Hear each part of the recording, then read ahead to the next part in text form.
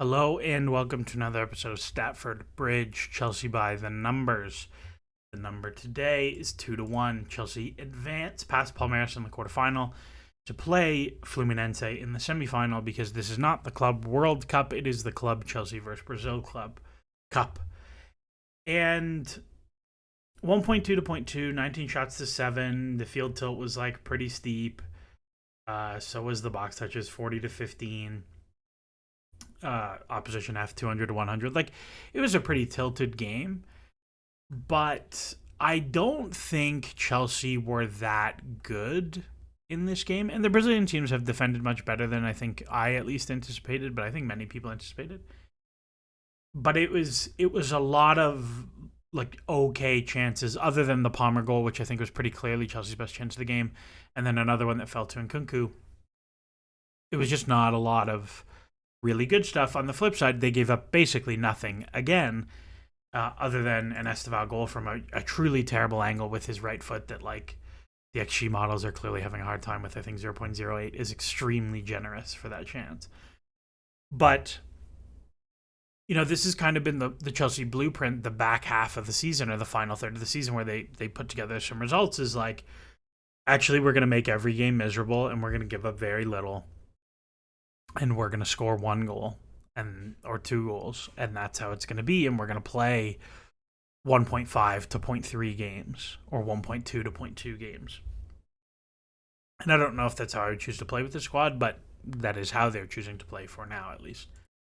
There were a couple of interesting lineup things. The first thing we saw is that Liam Delap is like, he is what he is. If he's not shooting, he's not that useful. He picks up a very silly booking to get himself suspended for the semifinal. He did not have a very good game as a linker and connector. He makes a fabulous off-ball run for the Cole Palmer goal, which we'll talk about. But otherwise was pretty ineffective, comes off at the 54th minute. For João Pedro, as a 9, I did not anticipate João Pedro playing this quickly, and B, playing as a 9, and C, ahead of Jackson. That was very surprising to me. I thought he looked quite lively.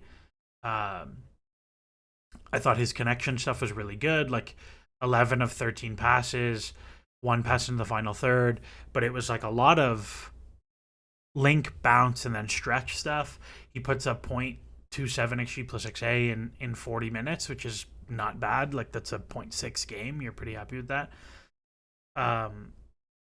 7 box touches is really, really nice. One of his shots is inside the box. The other one is not. And they're both, like, well worked, particularly the second one. You know, like, you're pretty happy with that sub cameo with him as a 9. And I thought it was quite interesting that he came on.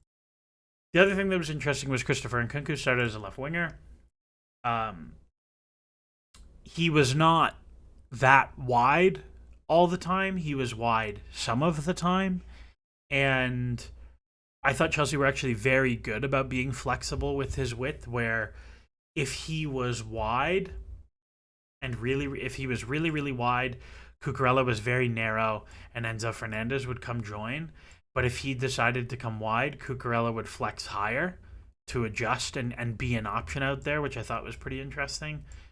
I think, like, again, it was a match that, like, Nkunku actually tried, which has not always been the case at Chelsea. And if he's going to try, he's a useful and good player. And let's see what happens. There's rumors of like £35 million, which is basically exactly his book value remaining. It feels a little bit light to me. I don't know if I'd be eager to move him for that low. But that's the deal. The most interesting thing tactically is that Reece James pulled out in the warm-up with some tightness. Enzo Maresca said it was just a little thing and they were overly cautious about it. Reece James posted on Instagram that he's fine. I think that is objectively the right approach with him, to not risk things.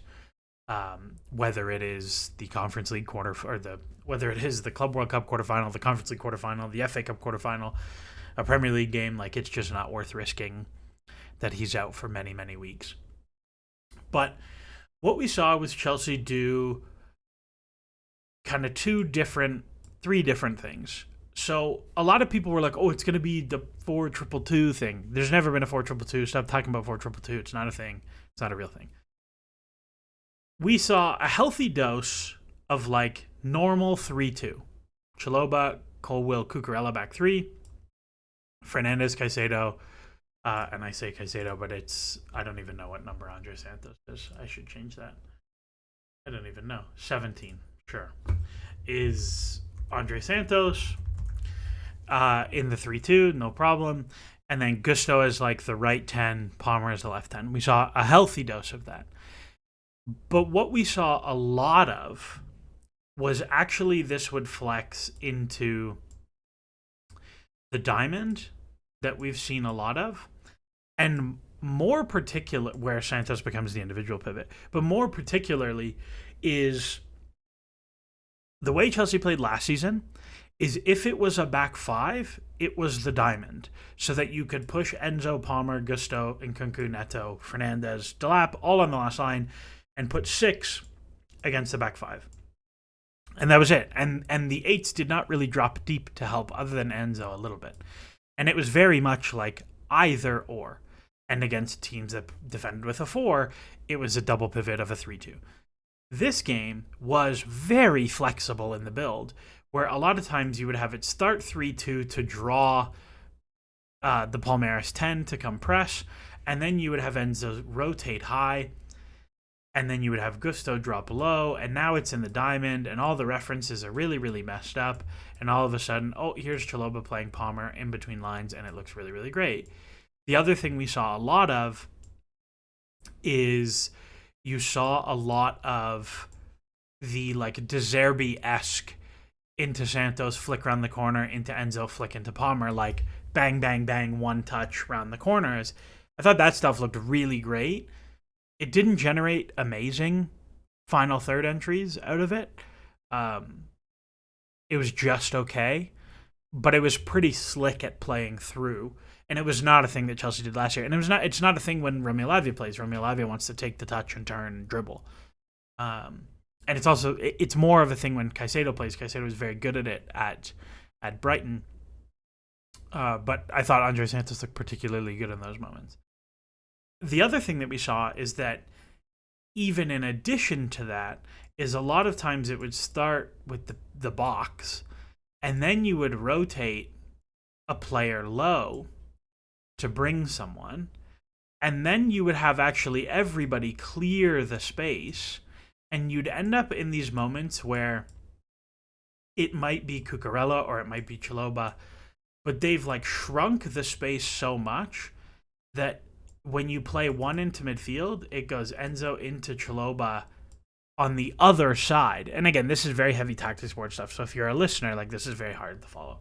But if you look at the goal, like that's exactly the action where Chelsea go from a 3-2 in the build-up to a 2-3, where Chalobah becomes the high man, and Colwill and Cucurella are like building as two center backs almost.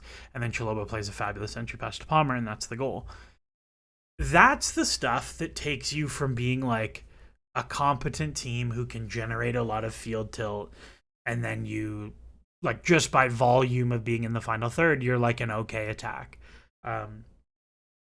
Mike Goodman and Mike Cayley call them five guys teams, like five guys burgers and fries, five guys teams, because they just put five guys on the last line, and that's the thing, and they play like five guys teams. And I think that was pretty true of Chelsea down the stretch. But that sort of stuff, where like, yeah, it's sometimes five guys on the last line, but there's interchange of who is on the last line and who is in the pivot, and is it a pivot, or is it a diamond, or is it a box? Is it a 3-2, or is it a 2-3? And when you think about Chelsea's personnel of all the players who would make up the back three in the build, Chalobah and particularly the outside ones, Chalobah and Colwill and Cucurella and Badiashile and Reece James and Josh Achimpong, they're all very talented in that flex step into midfield spot. Like, they can all hang in possession in that role, that if you find Chalobah on the switch, yeah, he will break a line. Or like you can imagine if it's Reece James, he will play a diagonal pass into depth. Cucurella, who I think is probably the worst of that group at stepping in there early in the game, plays a disgusting diagonal pass to Malo Gusto off of like exactly that rotation, and it starts a high quality final third entry between Gusto and Neto, but unfortunately it's Gusto and Neto on the ball. And so there was a lot of stuff like that that I really liked. It didn't turn into very much. And you may say, like, well, if it didn't turn into much, why do you care? But I think it's the sort of stuff that does reliably turn into better things than it did in this game. I think like beyond the interesting tactical things, I think Andrey Santos was fine. I think people got a little bit too excited about his performance. I thought he was good. 4 out of 5 tackles won, 6 passes in the final third, 1 interception, 3 recoveries. He was dribbled past twice, a couple headers won. He was fine. I thought in like instinctive moments where he didn't have to think much, I thought he was really good.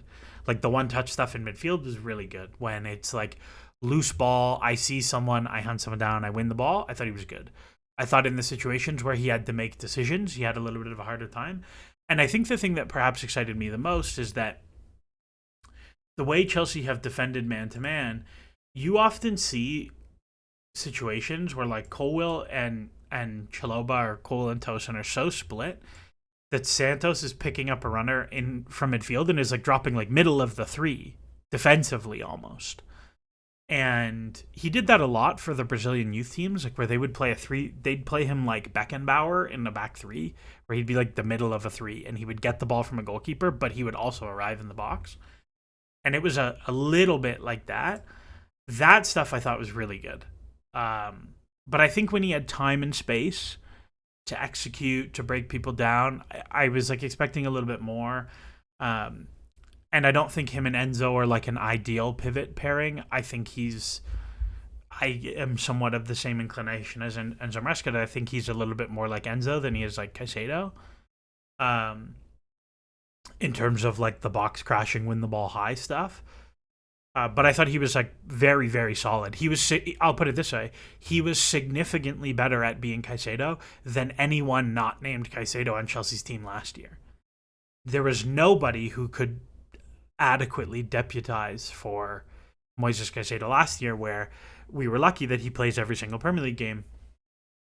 But in the Conference League, like the midfields were not great a lot of the time if he was not playing. And that is really nice from a squad building perspective. The thing that's not nice is, one, Levi Colwill is also suspended for the semifinal. And I guess like Badiashile is out for the tournament, given his injury. Like I'm pretty curious what that back 4 is going to look like. My guess is it'll be just Chalobah and Tosin, and Chalobah will go into the Colwill role. But those two have not played very well together when they've had to. And I thought Colwill had a very, very good defensive game, if an okay in possession game. The also less good thing is that there's an increasing amount of noise on the departure of one Noni Madueke. And the rumor is like Chelsea want 50 million. And then there's some stuff like, but they'd maybe take 45. And then there's like Arsenal hope they can get him for 40. And then there's all these things tied in with like Ethan Nwaneri, who like I don't even know what to make of him. Like very talented young player, really, really highly regarded. Presumably he would choose to leave Arsenal because he's mad about playing time, but like he played 1,100 minutes at 17. Like, is he really going to get more playing time than that at Chelsea? I don't know. But I think Nwaneri's really good. I don't know what you do with him. I don't know if that's a deal that's like particularly likely to happen.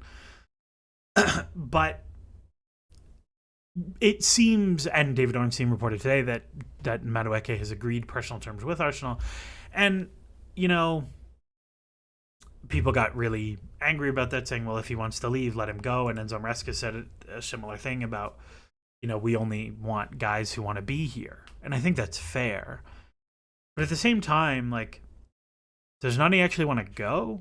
Because, like, if I hear every day about how, oh, Chelsea are open to selling me, Chelsea are open to selling me, Chelsea are open to selling me, and then a team that I would theoretically, if I was to leave, would be open to moving to, which, like, yeah, of course you'd be open to moving to Arsenal. You don't have to move house. Like, they're a very good team. You'd much rather go there than, like, Newcastle or, like, West Ham and try and get folded into, like, a Kudus deal or something, like, obviously. But a lot of people are like, well, he can go. And if I was in that situation of being publicly flogged all the time, and Arsenal call and are like, hey, let's talk about a potential contract. Like, yeah, of course you're going to have that conversation. Of course your agents are going to, like, at least get that legwork done of, like, what your number's going to look like. And my position on Noni is this, and, like, I think people have gotten it twisted a few times. I really like Noni. Just straight up. He takes almost 4 shots a game, 0.43 XG, non-penalty XG. That was second in the Premier League for wingers behind Mo Salah. Not just right wingers, not U24 right wingers, all wingers in the Premier League second behind Mo Salah. He finished a little bit cold last season, 7 from 10. If he finished as hot as he did cold and put up 13 goals from 10 XG, and assisted at his XG 4. If he put up 17 goals and assists in 22 90s, every single person would be yelling at Enzo Maresca saying, you're an idiot for not playing this guy more. Every second you play Pedro Neto ahead of him is a waste of everyone's time. I feel that way. I think he's a significantly better player than Pedro Neto. Pedro Neto has had a great tournament.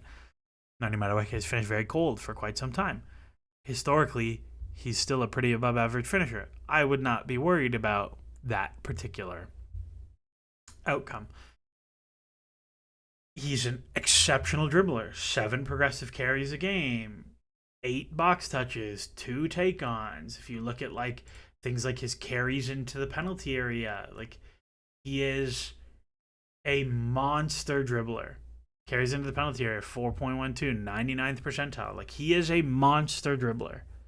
Monster dribbler. He is everything you have asked for in that right wing role, and he gets moved to accommodate Neto, which is very frustrating to me when you should just swap them.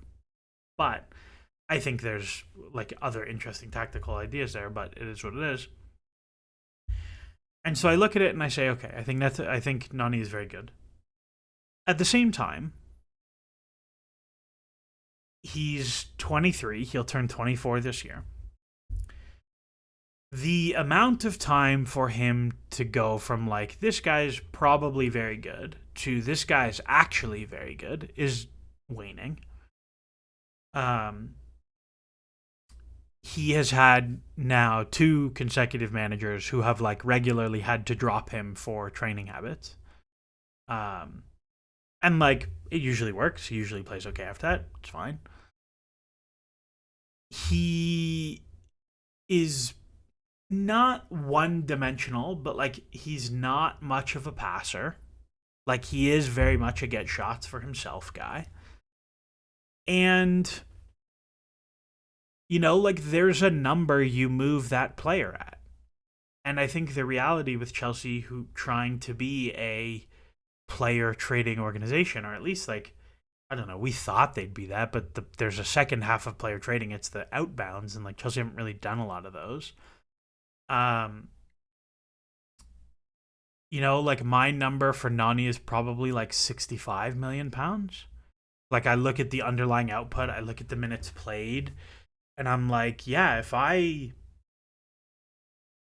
this guy put up 7-3 that should have been 10-4 last year in 22 90s. That's like half of the league minutes. So if you get him to play 30 league 90s, like, you're talking about a guy who's like 20, like 10 plus 10, or in his case, it's going to be more like 13 and 6 or something like that. Like a 20 goal and assist a season guy. You just, like, a 20 goal and assist guy in the Premier League is a £65 million player. Like, that's just the reality.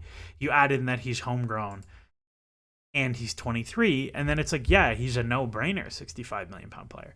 So when I look at Chelsea would accept 50, I'm like, what are you doing? Like, I would say my number is 70 and then come down. But, like, even if you look at the comparables, Newcastle bid 55 for Anthony Elanga. Anthony Elanga has a better goal record the last 2 seasons, mostly by virtue of hot finishing. Actually, he didn't have a better goal record last year. Actually, neither of the last 2 years he had a better goal record. He just assisted super hot on much lower XG because Chris Wood is a god. They just rejected $55 million for him. They're like 40 days apart in age. $55 million for Anthony Elanga. Madueke is a way better player than Anthony Elanga. Like, not close. Anthony Elanga doesn't do much compared to him. João Pedro just went for 55. Noni Madueke is a better player than João Pedro. Pedro Neto last summer moved for 60 million euros. That's 53 million pounds. Noni Madueke is a better player than Pedro Neto. Like, you look at all of the comparables, you look at what he makes on wages, his agent, all that sort of thing. He's a 65 million pound player, is like pretty comfortably my number. And every Chelsea player has a number. Like, even Cole Palmer has a number. Neymar had a number for Barcelona. Every player has a number. I think for Noni Madueke, my number is probably more like 65 than it is like 50. Now, you may look at this, and again, I don't think this is the case, but I will leave myself the wiggle room that this could be the case. Chelsea know Madueke probably better than anyone else does. He has had some minor injury problems. He has had some minor behavioral problems that have made their way to the public eye. You might look at it and say, you know what? If we wait another year and he doesn't pop, this could go so far the other way that we're not getting 50 million. We're not getting 40 million. We're not even going to get 30 million for him. And we have Esteval, who scored a goal against Chelsea in this game, and I thought looked genuinely terrific. He was pretty good going 1v1 against Marc Cucurella. I thought he was very good at riding challenges. Half of the Chelsea team wanted to snap his leg, which I thought was hilarious. And I thought he was like up to the test. He looked like a good Premier League level winger, which is very surprising to me because I did not think he would be this good this early. Let's see what his season looks like, but I'm certainly looking at my preseason prediction and being like 15 90s and 5 goals and assists is not going to be enough for this guy. And you may look at it and be like, actually, we're going to need many more right-wing minutes for him now, and Noni Madueke is not going to get any right-wing minutes because of that. And so let's just lock in the profit now. And that's not the worst idea I've ever heard in the world, but it requires a lot of logical leaps of things going on in the background that wouldn't be public knowledge in terms of injury history and in terms of behavioral things in the background. And you know what? If he is like, I want out, I don't want to be here anymore, no problem at 55.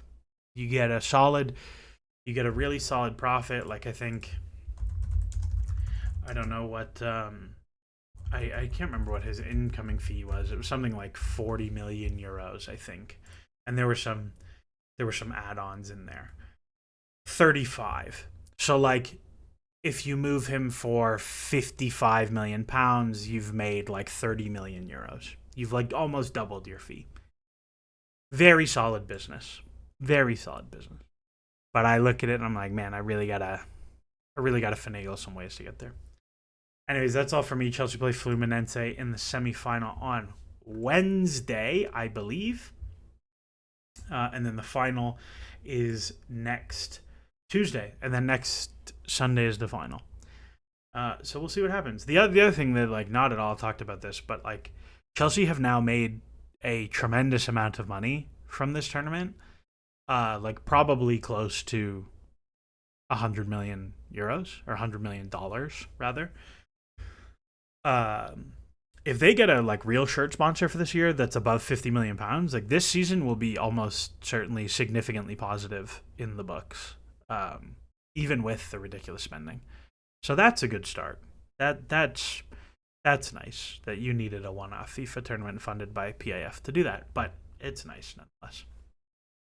Anyways, that's all from me. I'll be streaming on Sunday if you listen to this before then. But as always, enjoy the soccer.